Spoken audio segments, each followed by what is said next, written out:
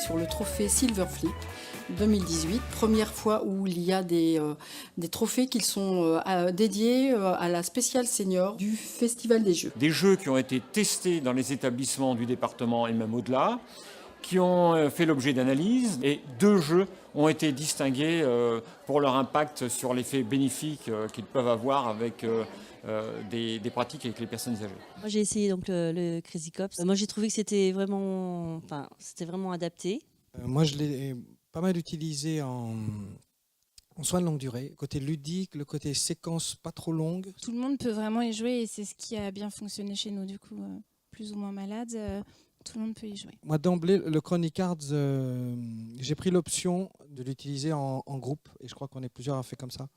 Le format normal de ce jeu-là, donc vous l'avez eu sous format XL volontairement pour que vous puissiez l'utiliser un peu plus facilement au niveau de l'appréhension.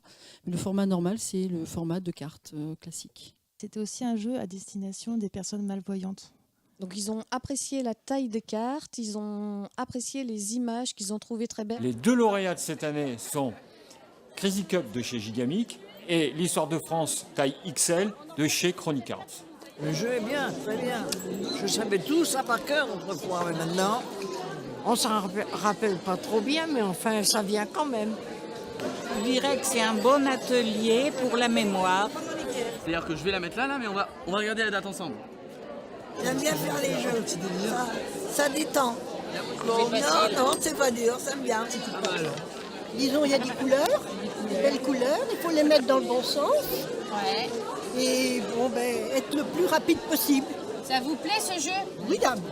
Oui. Ça réactive leur capacité intellectuelle, ça leur permet d'avoir des temps de convivialité, à la fois entre eux, mais aussi en intergénérationnel. Cette génération qui rentre dans le vieillissement, et c'est une génération qui joue. Donc c'est une opportunité pour vous. Moi franchement, je vous remercie d'avoir choisi le jeu et je vous remercie d'avoir été capable d'organiser ce festival magnifique. Et franchement, jouer avec les autres, il n'y a rien de mieux que de vivre comme ça. Alors merci de m'avoir accueilli et continuez de vous amuser et de vous éclater. Merci beaucoup. On voudrait aller un peu plus loin dans notre démarche, avoir le même impact que l'on a dans l'Educaflip pour le Silver Flip. Et on va mettre en place une procédure encore plus structurée qu'on va développer et mettre au point dans les prochains mois pour que l'année prochaine, vous puissiez postuler à ce label Silver Flip qu'on fera connaître aussi sur la France entière par l'intermédiaire de nos partenaires.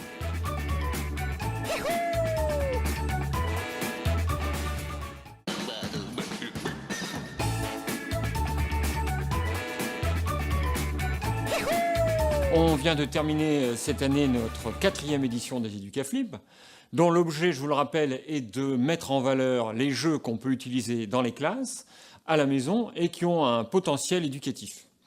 Alors cette année, comme les autres années, 10 jeux étaient sélectionnés par un jury de profs blogueurs.